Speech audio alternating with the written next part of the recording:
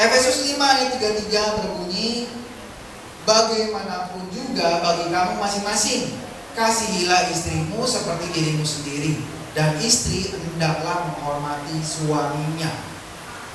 Nah, ada perbedaan bahasa kasih. Jadi Bapak Ibu Saudara, bagi suami, bahan bakarnya itu adalah rasa hormat dari istri. Bagi istri, bahan bakarnya adalah kasih sayang dari suami. Jadi ibarat mobil, bahan bakarnya tuh kayak gitu. Kalau suami gak dikasih bahan bakar rasa hormat, mobilnya mogok, gak bisa jalan. Kalau mobil mogok gak bisa jalan, apa yang harus dilakukan? Dia kasih bensinnya, bukan ganti mobilnya. Kalau istri tidak mendapatkan rasa kasih sayang dari suami, maka suami harus memberikan bahan bakar tersebut. Bukan istrinya cari mobil yang lain, bukan suaminya cari mobil yang lain. Jadi rasa hormat untuk suami atau kasih sayang dari suami pada istri itu adalah penggerak bagi si istri, penggerak bagi suami. Suami itu butuh rasa hormat, istri butuh rasa kasih sayang. Bukannya istri nggak butuh dihormati, bukan gitu. Bukannya juga suami nggak perlu disayangi, bukan gitu. Tapi bahan bakar utama dari seorang suami adalah rasa hormat dari istrinya. Bahan bakar dari istri adalah rasa kasih dan sayang dari suaminya. Bila istri tidak merasa dikasihi, maka dia akan membalas dengan tidak menghormati. Bila suami merasa tidak dihormati, maka dia akan membalas dengan tidak mengasihi. Iya, kalimatnya agak betul. Bila suami tidak mendapat rasa hormat yang cukup dari istri, maka dia akan membalas dengan tidak mengasihi istri. Bila istri tidak mendapat rasa kasih sayang dari suaminya, maka dia akan membalas dengan tidak menghormati suami. Begitu aja terus lingkaran setan. Bagaimana cara memutus lingkaran setan tersebut? Mulailah bertobat dua-duanya. Nggak usah nunggu-nungguan, lu dulu yang sayang sama gua, baru gua hormat sama lu. Atau sebaliknya, lu dulu yang saya hormat sama gua, baru saya yang sayang sama gua. Mau nungguin gitu sampai zaman terpepek juga gak bakal kelar-kelar. Bertindak, mulailah. Siapapun itu yang memulai duluan, mulai. Itu hal yang sangat penting. Walaupun kamu merasa suamimu tidak pantas untuk dihormati, hormati. Bagaimana cara menghormati suami? Apabila istri gajinya lebih gede daripada suami, dia akan tetap tunduk dan taat pada otoritas suami. Suami bilang apa, dia dengar. Bila ada yang gak sesuai, dia ngomong. Tapi kalau sesuai, kerjakan. Jangan bilang, mentang-mentang gua nih gajinya lebih gede dari lu nih, gua yang harus jadi bos di sini. Gak ada, gak boleh seperti itu. Gak boleh juga membanding-bandingkan suami. Kok kamu gajinya cuma 5 juta sih? Si itu yang umurnya sama kita gajinya jauh gede. Kenapa?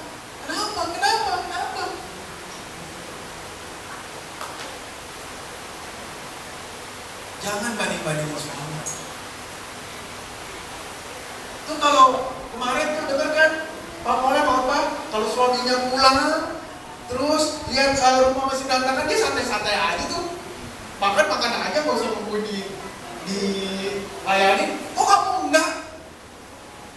Kayak Pak Mola dong, santai aja hidup gitu. Kenapa? Banding-banding sama orang lain.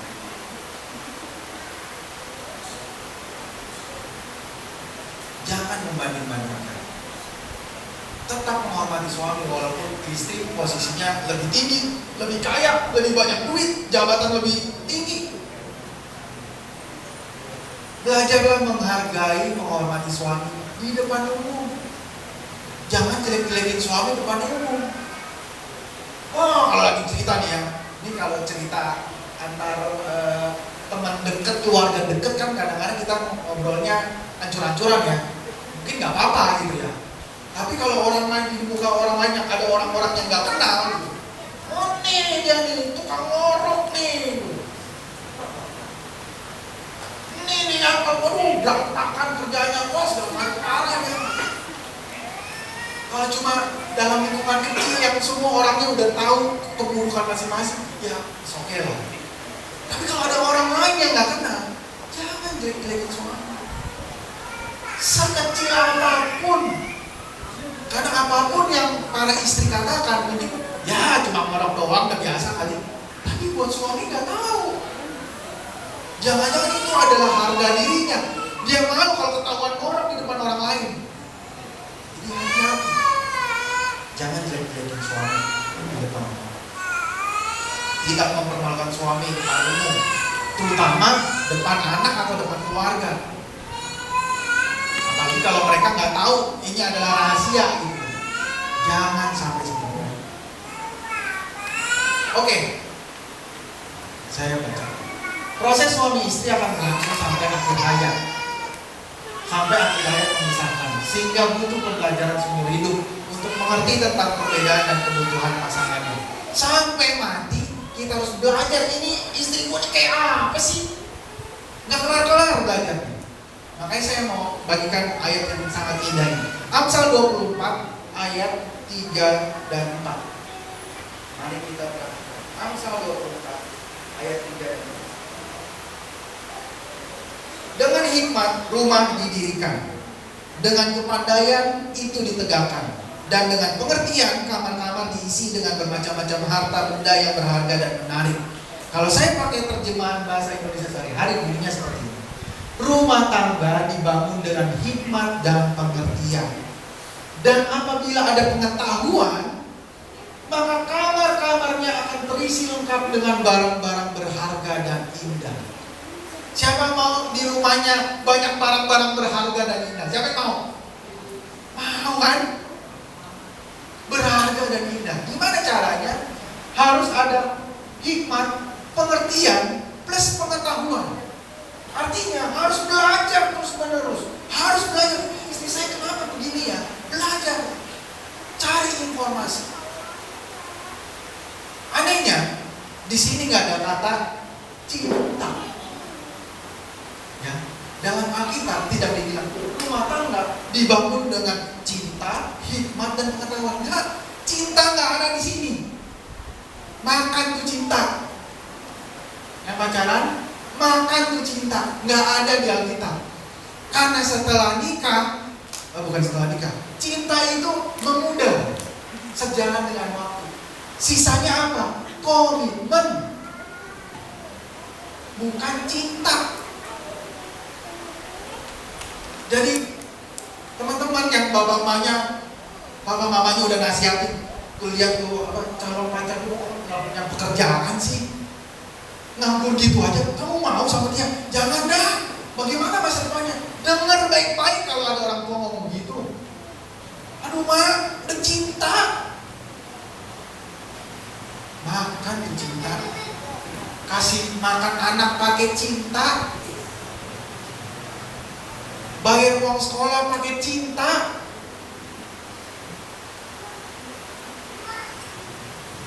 Yang betul adalah rumah tangga sesuai dengan firman Tuhan dibangun dengan hikmat, pengertian, dan pengetahuan. Nah, saya sekarang mau tambahin salah satu pengetahuan, yaitu ada kebutuhan dasar suami dan istri. Ini berdasarkan survei.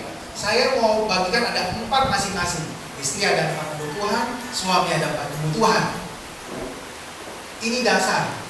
Rata-rata seperti ini. Kalau ada yang beda sendiri, ya mungkin Anda berbeda 1 dari 1.000.000 orang ya. Terserah lah ya. Oke aja. Cepat aja. Istri Istri kebutuhan utamanya adalah kasih, sama seperti firman Tuhan tadi. Dia harus disayangi, dia harus dirawat, dia harus dipelihara, dia harus ditanya, dia harus dibaik-baikin. Dia harus mendapat kasih sayang itu dari suami. Yang kedua, istri itu harus dapat komunikasi. Dia harus bisa ngobrol, dia harus mengungkapkan semua yang ada di otak dia. Dia harus ngobrol sama suaminya. Suaminya harus memfasilitasi kebutuhan tersebut. Yang ketiga, soal keuangan.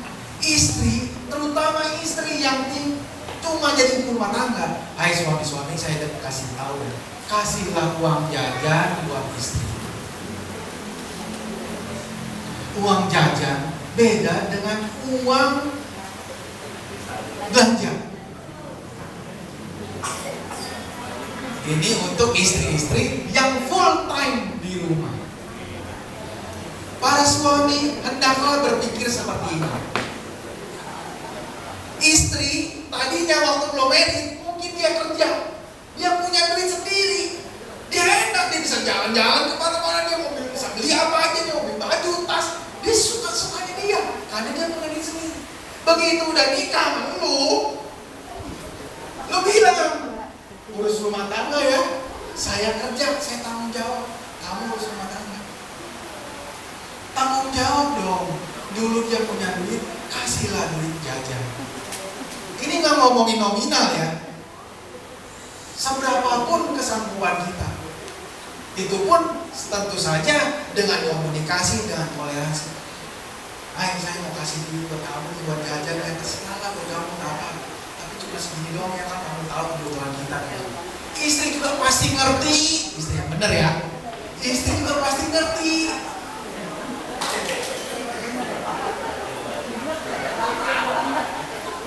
Istri yang gak bener. Ketawa ya, saya khawatir. Kasihlah uang jajan. Kalau udah kasih buat uang, kalau udah dipisahin ini uang belanja, ini uang jajan, udah relakan aja itu uang belanjanya, uang jajannya buat apa? Dia berhak mendapatkan kesenangannya sendiri. Lu udah merampas kesenangannya waktu married, kasihlah uang jajan persetujuan bersama. Makanya harus komunikasi. Kalau saya dulu ya, saya akui saya salah. Saya udah kasih uang jajan, tapi saya nggak rela. Saya nggak rela. Pas tengah-tengah bulan, kok kurang?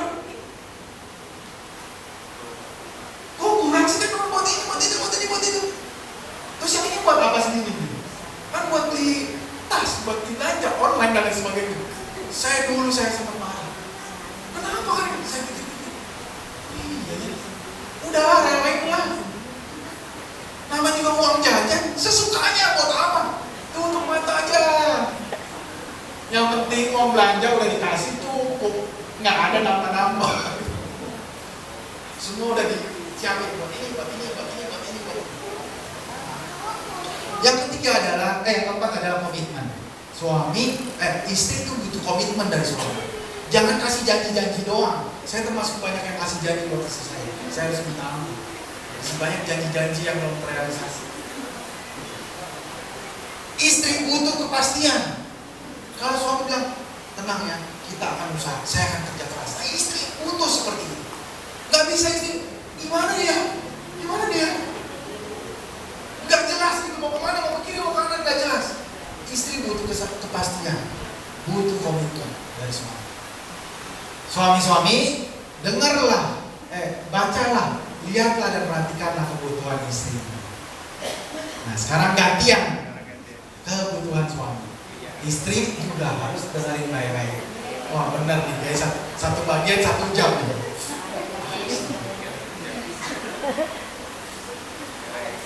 Kebutuhan suami, ini menurut survei ya. Pertama adalah ini. Iya, ini ya. Mau tahu? Ini. Kepuasan seksual. menurut survei. Tadi kan saya bilang ada 4 ya. Ya mungkin ada yang bapak-bapak di sini bilang, enggak, saya kan nomor 1. Ya mungkin nomor 2, mungkin nomor 3, mungkin nomor 4. Tapi survei membuktikan seperti itu. Kepuasan seksual. Saya rasa di gereja nggak perlu tabu ngomongin ini karena kita dalam hal koridor kekudusan. Para suami, istri, suami itu harus dipuaskan secara seksual. Kebutuhan seksualnya itu harus dipenuhi, harus ditanya. Apalagi kalau misalnya suaminya udah kasih kode, baik kode ringan, kode kecil maupun kode keras, itu harus diperhatikan. Kalaupun saat itu nggak bisa, harus diomongin. Jangan diabaikan. Jangan bilang begini, suaminya udah kasih kode. Apalah ya, selalu kodenya ya. Saya nggak pernah kasih kode. Saya lihat data dari ini, saya udah tahu. Jangan pas lagi suami udah kasih kode, istrinya ngomong gini, Pak, kamu harus hidup dalam kekudusan. Pikiran harus bersih, harus kudus. Kamu adalah Tuhan, kamu pelayan Tuhan, hidup harus. Nah. Kalau ke pacar iya, kalau ke suami nggak boleh, nggak usah ngomong gitu. Karena itu semua kudus, hubungan suami istri itu kudus. Jadi kalau suami udah kasih kode, ya bukan cuma suami, mungkin kadang-kadang istri juga udah kasih kode, harus perhatikan baik-baik. Jangan abai, jangan tidak dihiraukan. Kalau lebih dari sebulan tidak ada pertemuan, tidak ada meeting, istri harus tanda tanya. Karena ini adalah kebutuhan dasar. Kalau kebutuhan dasar tidak dipenuhi, apalagi lebih dari beberapa minggu atau beberapa bulan, istri harus tanya dalam hati. Itu dia kebutuhan dasarnya kemana? Apa dia udah jadi homo? Atau dia udah cari orang lain, dia cari pelampiasan yang lain. Hei, tanda tanya. Jangan kamu senang, wah, suami saya hidupnya kudus. Itu ada yang aneh. Tanya. Harus komunikasi. Setelah ada meeting itu juga perlu ngobrol. Gimana meeting kita hari ini? Oke atau enggak? Di-review. Apakah perlu ada teknik-teknik yang diperbaharui dan lain sebagainya? Harus tanya. Jangan cuma sekali ketemu tas langsung buka pintu selesai. Harus ada kesimpulan. Harus ada target berikutnya mau apa, next meeting kita bahas apa. Tanya itu sangat penting. Banyak yang mengabaikan ini, disangka nggak kudus. Bagi suami istri ini kudus. Ini masih dalam jalur kudus. Kedua, kebutuhan suami adalah rasa hormat, seperti yang tadi saya sudah sampaikan. Ketiga adalah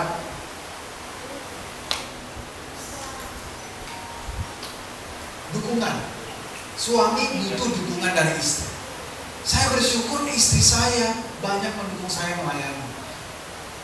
Lebih tepatnya bukan mendukung, tapi bertoleransi. Pagi pelayanan, pulang dari sini pelayanan di belakang. Sore kadang-kadang harus ke youth. Dalam awal pernikahan, istri saya stres.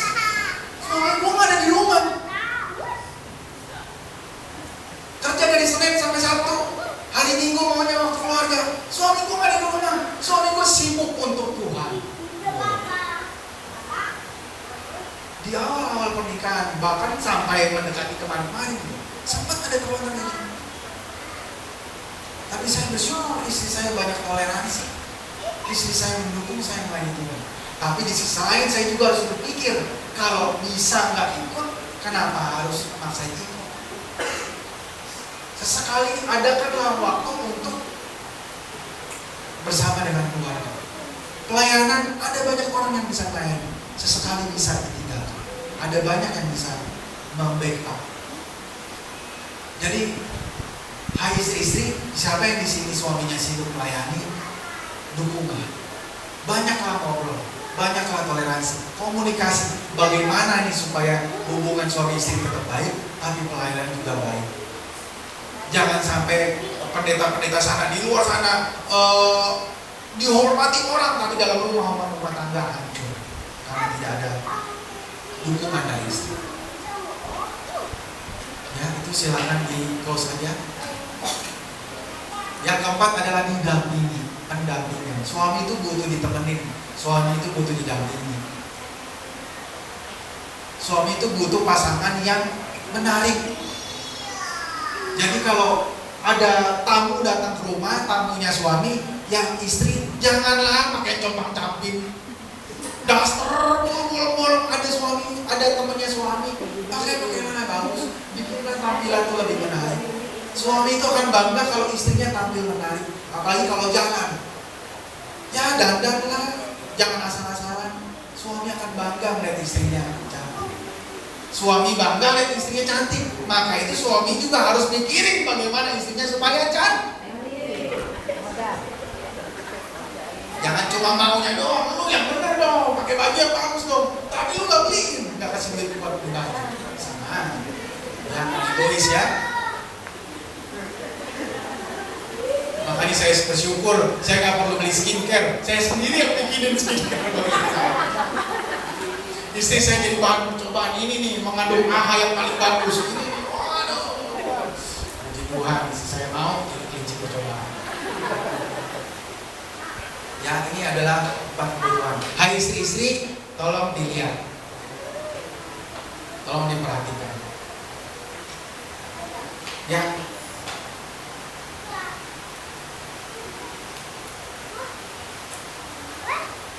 ini ada 5 bahasa tubuh, 5 bahasa cinta.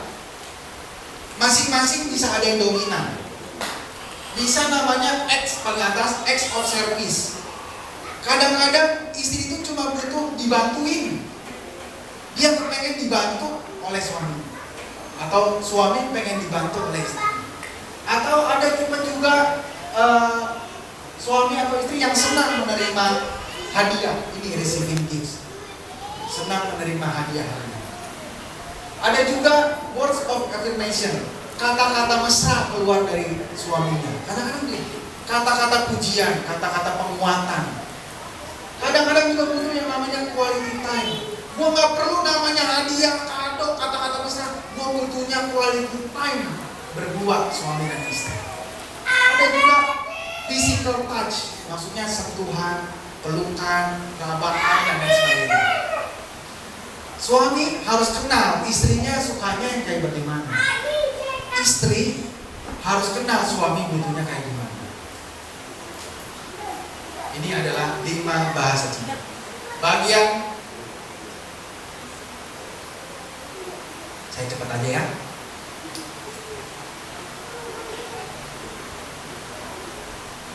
Ini bagian kedua. Kolose 3 ayat 20. Hai anak-anak, taatilah orang tuamu dalam segala hal, karena itulah yang indah di dalam Tuhan. Anak-anak harus punya rasa hormat pada orang tua. Kalau kita menghormati orang tua, kita akan diberkati Tuhan.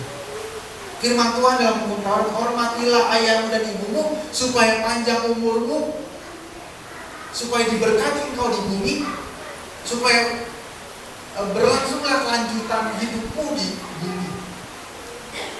Jadi anak-anak harus hormat pada orang tua. Anak-anak harus taat pada orang tua. Anak-anak harus memelihara hidup orang tua. Orang tua sudah memelihara hidup kita dari bayi sampai dewasa. Ketika orang tua kita udah gak bisa ngapa-ngapain, peliharalah hidup orang tua. Sekarang ini ada yang namanya generasi sandwich, kita tahu ya. Di mana posisi anak itu kepepet. Dia harus ngidupin orang tua, dia harus ngidupin dirinya sendiri, dia harus ngidupin anak istrinya. Pengeluaran banyak. Makanya kepepet kayak sandwich, roti lapis, burger gitu. Kepepet jadi tengah-tengah. Apa yang harus dilakukan? Orang tua juga harus prihatin. Jangan maksain, saya butuhnya ini, kasih dong. Orang tua juga harus lihat kondisi anaknya bagaimana. Hiduplah sederhana, cukupkanlah dengan apa yang ada. Tapi anak juga harus perhatikan orang tua. Jangan sampai orang tua itu kita terlantar. Jangan sampai buat makan aja susah. Gak boleh, dosa. Dalam Matius 15 ayat 3-5, Tuhan Yesus bilang, kamu bilang persembahan kamu, uang kamu udah kamu pakai buat kasih persembahan. Tapi kamu gak pelihara orang tuamu, terkutuklah kamu. Dan kita sebagai anak harus perhatikan. Kita sebagai anak harus hormat dan taat pada orang tua. Bahkan firman Tuhan bilang taat dalam segala hal. Taat itu artinya dengar. Orang tua ngomong apa, dengar. Nih ya, kalau ini penyakit anak-anak yang udah mulai dewasa nih. Ketika dia udah pintar, dia udah tahu teori ini yang bagus kayak gimana. Orang tuanya yang kolot, yang gak belajar, yang gak tamat SMA, yang gak kuliah, nasehatin. Kamu jangan begini dong, dalam hati. Tahu apa? Orang tua baru ngomong satu kalimat, dia udah jangan ngomong. Orang tua baru ngomong satu kalimat, dia udah ngomong buang. Saudara tidak menghormati dan tidak taat pada orang tua. Belajar menghargai, menghormati. Orang tua ngomong apa, dengar. Orang tua ngomong apa, dengar. Walaupun ngomongannya ngaco, benar, salah, gak bisa diterima, gak sesuai dengan hati kita, dengar. Dengar dulu. Oh ya, ada betulnya. Ambil positifnya. Kenapa mama saya ngomongnya begini ya? Kok saya rasanya gak enak? Apa maksudnya? Dengar baik-baik, perhatikan baik-baik. Jangan ngomong, jangan langsung dibalas. Maknya baru ngomong sedikit, langsung enggak.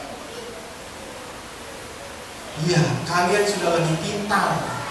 Orang tua kalian yang bodoh itu gak usah ngomong. Kan gitu kan artinya. Kalau kita melawan, kalau kita membantah orang. Kenapa saya bisa masuk ini? Karena saya ngalami. Saya sebagai pelaku dan saya sebagai korban dua-duanya. Saya merasakan bagaimana saya nggak dengerin orang tua saya, tapi juga saya merasakan bagaimana anak saya nggak dengerin saya. Jadi saya merasakan sebagai pelaku dan sebagai korban. Saudara nggak mau digituin. Saudara nggak mau kalau anak-anak saudara diomongin ngebantah, saudara nggak mau, maka saudara jangan ngebantah orang tua. Saudara pun dihormati oleh anak-anakmu, saudara harus hormati ayah ibu.